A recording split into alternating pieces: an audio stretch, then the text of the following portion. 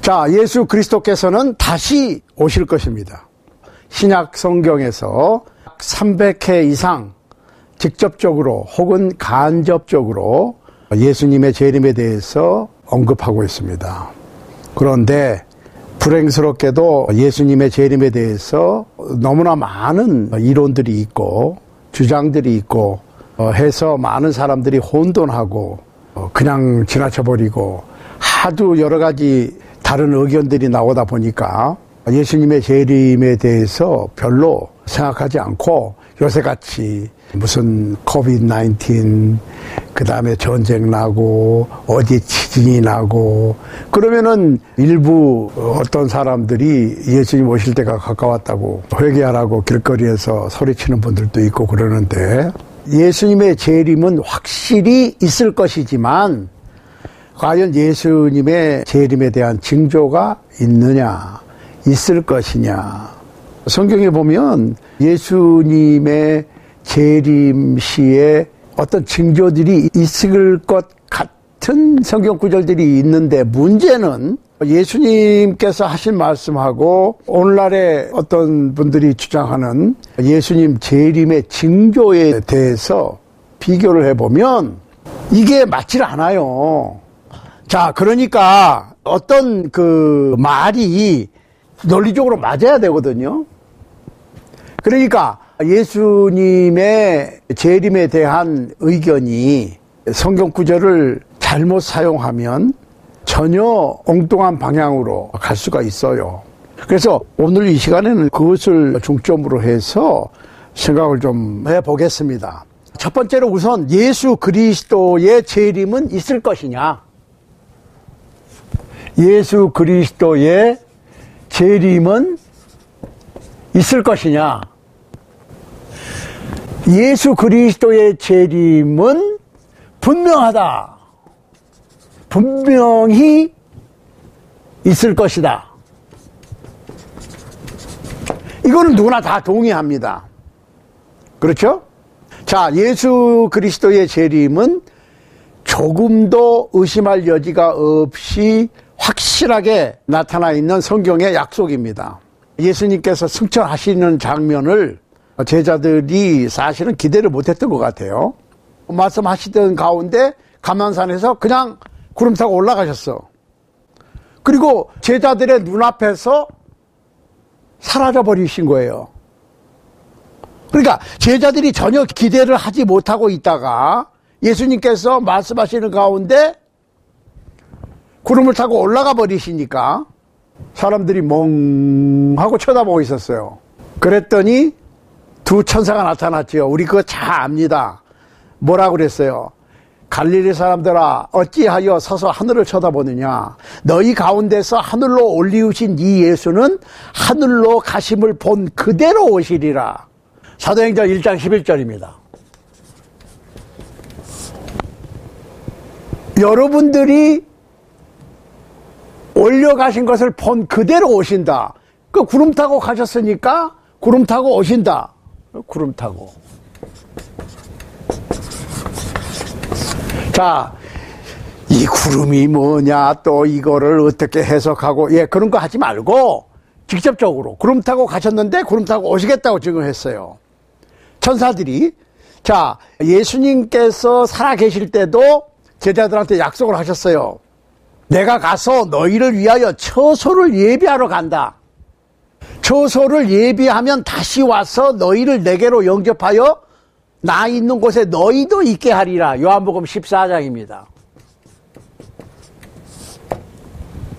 여기서 말하는 나 있는 곳은 천국도성, 하나님의 보좌가 있는 곳, 우리가 거할 수 있는 영어 성경에 보면은 맨션이라고 그랬어요. 맨션 그러면 아주 그 크고 편리하고 시설 좋은 주택이죠. 천국 도성을 예비하신다. 준비가 다 되면, 그러니까 예수님께서 이 세상에서 목수일을 하신 것도 우리가 생각을 해봐야 돼요. 연관이 있어. 인체공학적으로 어떻게 지어야 편리한가. 그런데 여기를 영어만 간다 그러면 이게 문제가 심각해져. 그렇죠? 그러니까 이게 모든 성경의 진리가 우리가 지금 알고 있는 것이 상당히 문제가 돼요. 왜? 사람이 죽으면 천국 가고 지옥 간다며. 바로 천국 가고 지옥 가면 이게 문제가 이상해져요. 왜 이상해지느냐? 아니, 최후의 심판은 언제 있고 부활은 언제 있어? 그러면 천당에, 보통 천당이라고 그래. 그러니까 뭐 요새는 장례식을 뭐 천국 환송잔치. 그러면 천국 다 갔다가 예수님 재림하시면 다시 불러내서 심판을 다시 하고 천국 다시 보내고, 이게 안 맞아요. 그러니까 이게 우리가 성경을 잘못 이렇게 연결하게 될 것 같으면 기독교 신앙을 오해하게 돼. 기독교 신앙을 오해하다 보니까 이거는 그냥 사람들이 만들어낸 기독교라고 생각을 해. 왜? 안 맞으니까. 이럴 때는 이렇게 얘기하고 저럴 때는 저렇게 얘기해. 자, 성경에 사람이 죽으면 바로 천국 가고 지옥 가고 개인 심판으로 다 끝나고 한다는 성경 구절이 어디 있어요? 그 다음에 나중에 예수님께서 다시 오시면 그때 부활이 있는데, 그러면 천국에 있던 사람, 지옥에 있던 사람 다시 다 끄집어내가지고 다시 심판하고, 이게 뭔가가 안 맞잖아요. 그렇죠? 그러니까 이거를 정리할 필요가 있어. 이게 정리가 안 되면 기독교 신앙 자체가 하나의 신화, 꾸며낸 얘기로 끝나버려. 그러니까 오늘날에 기독교인이라고 그러는 사람들은 굉장히 많고 교회도 많고 많은데, 기독교 신앙이 그냥 하나의 종교는 자기가 믿는 그 무엇이 종교지. 그러니까 하나님이라고 그러는데 하나님도 여러 가지가 있고 어떤 하나님을 믿느냐에 따라서 달라져요.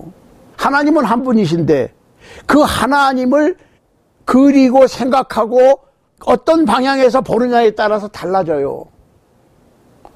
코끼리를 봐야지 전체 그림은 못 보고 뭐 다리나 코나 상하나 꼬리나 코끼리 배나 이런 거를 일부분을 만져보고 그것이 코끼리라고 생각하면 안 되죠. 이게 기독교 신앙이 이렇게 돼 있단 말이에요. 그러니까 코끼리 다리를 탁 붙잡고 이게 코끼리다, 전혀 틀린 얘기는 아니야. 그렇지만 그거는 코끼리 다리지 코끼리가 아니라고, 엄격하게 얘기하면.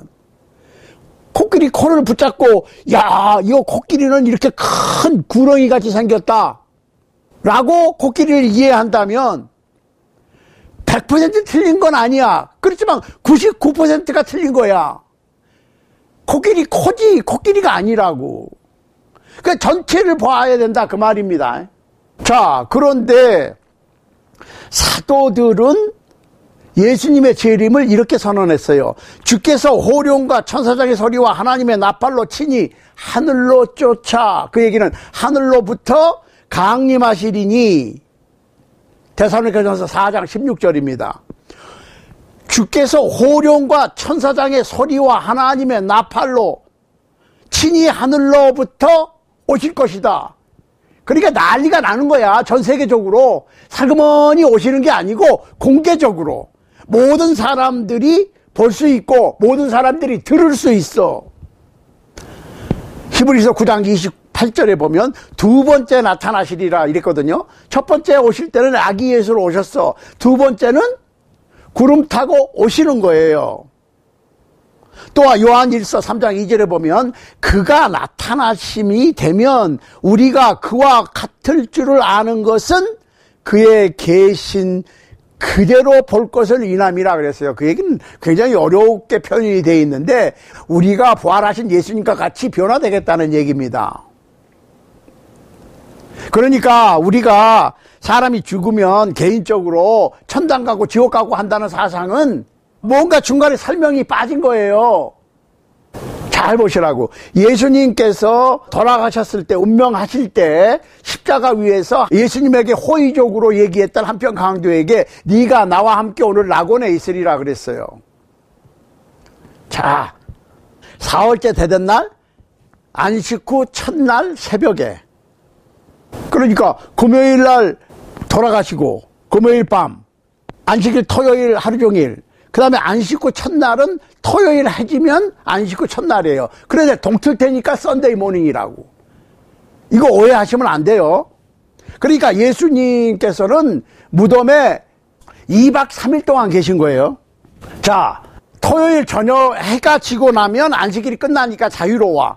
그런데 동틀 무렵이니까 일요일 새벽에 예수님을 안치한 돌 무덤이 어떤가 보러 갔지요, 마리아가.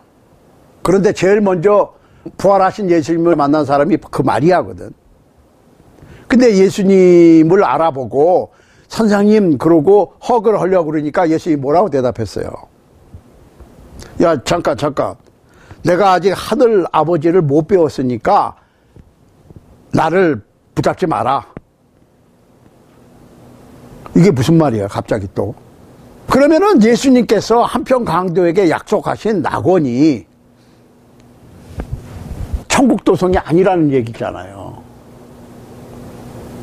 그러니까 사람이 죽으면 선한 영혼은 낙원에 가 있고 악한 영은 부자가 갔던 고통받는 곳에 가 있는데 그곳이 천국이나 그곳이 지옥이 아니라는 거예요.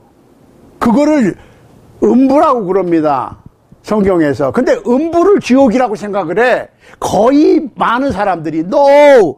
음부는 하데스, 헤이디스 영어로. 영들의 세계, 사람이 죽으면 모든 영혼은 음부로 갑니다. 근데 그 음부에 아브라함의 품속과 같은 쉬는 곳,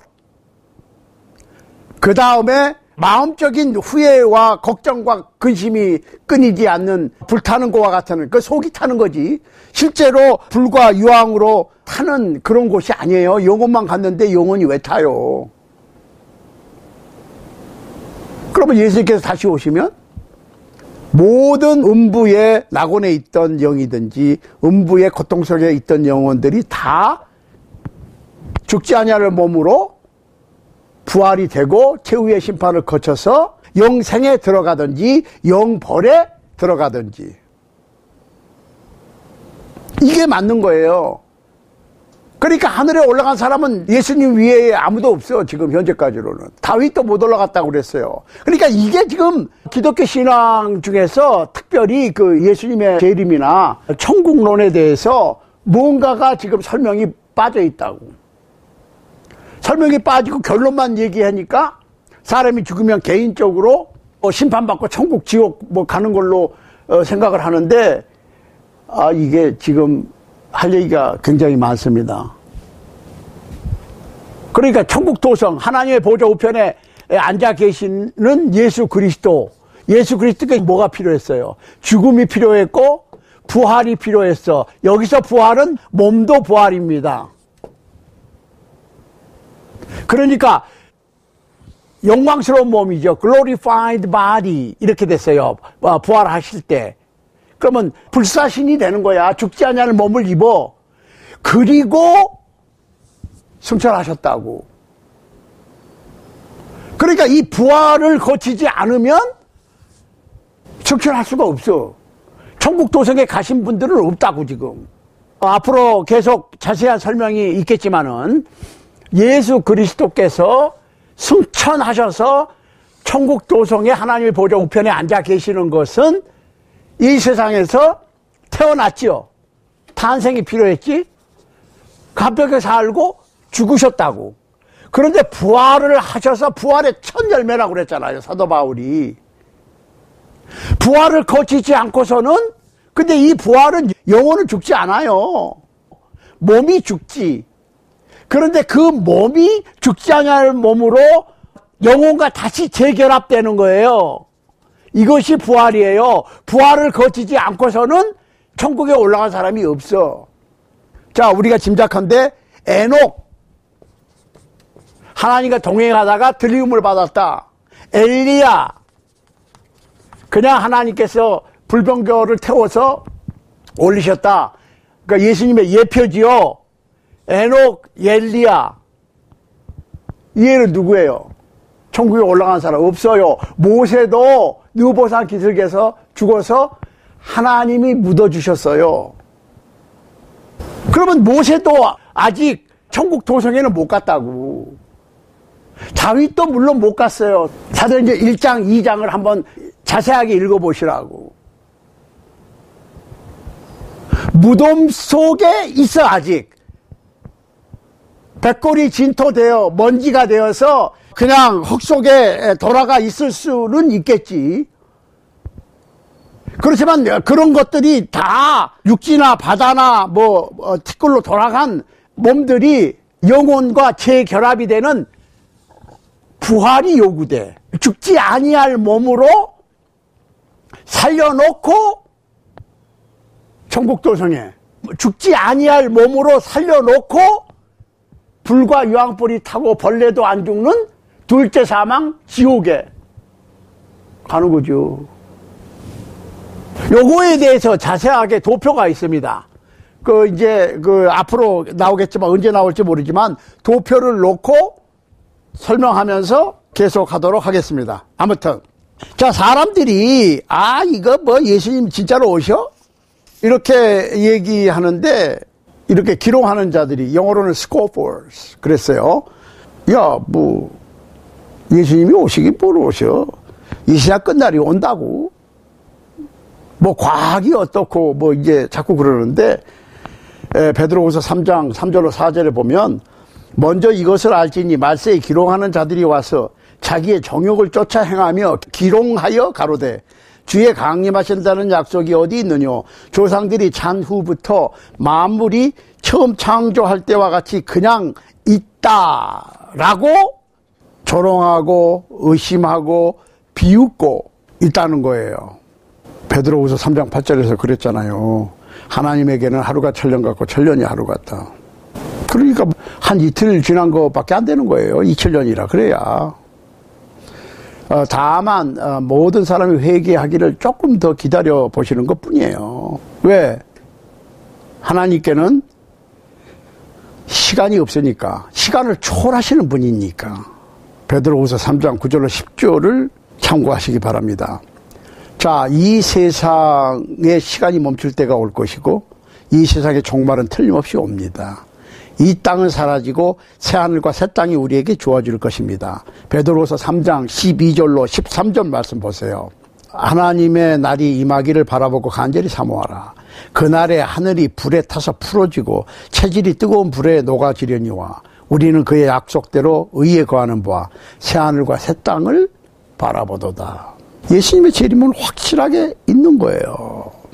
그러면 예수님께서 어떤 사람들이 얘기하는 것처럼 슬그머니 먼저 와서 성도들만 데려가시고 나머지는 7년 환란에 버려두시고 이런 복잡스러운 아이디어, 패너시 이런 환상적인 의견들이 계시록과 구약의 예언서들을 참고해서 이리저리 얽히고 설키고 해석을 여러 가지로 해가지고 예수님의 재림에 관한 수많은 아이디어들이 서정가를 꽉 채우고 있는데 사실은 예수님의 재림에 관해서 확실하게 알지 않으면 헷갈립니다. 요새같이 역병이 창궐하고 지진이 일어나거나 아니면 전쟁이 나거나 무슨 일이 생기기만 하면 예수님 오실 때가 가까웠다고 그러는데 과연 그게 맞는 것이냐.